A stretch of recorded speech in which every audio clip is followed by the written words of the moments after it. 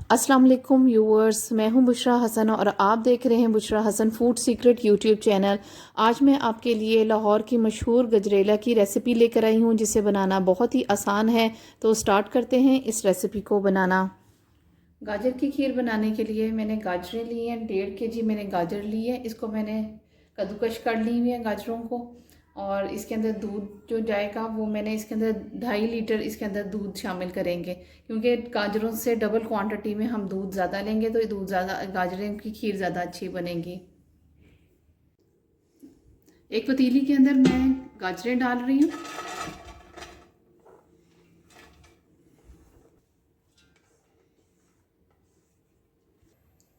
अब हम इसके अंदर दूध शामिल करने लगे हैं।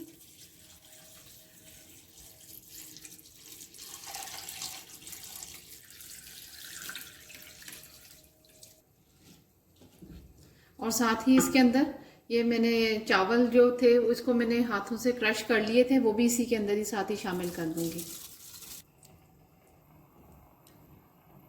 अब हम इसको हाई फ्लेम पे पकाएंगे कि गाजरें और चावल और ये सब दूध वगैरह सब अच्छी तरह मिक्स हो जाए।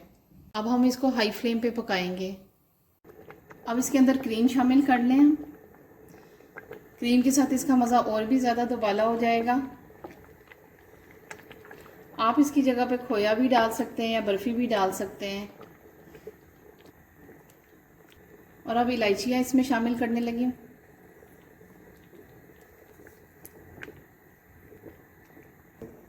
और अब मैं इसके अंदर चीनी शामिल करने लगी हूँ।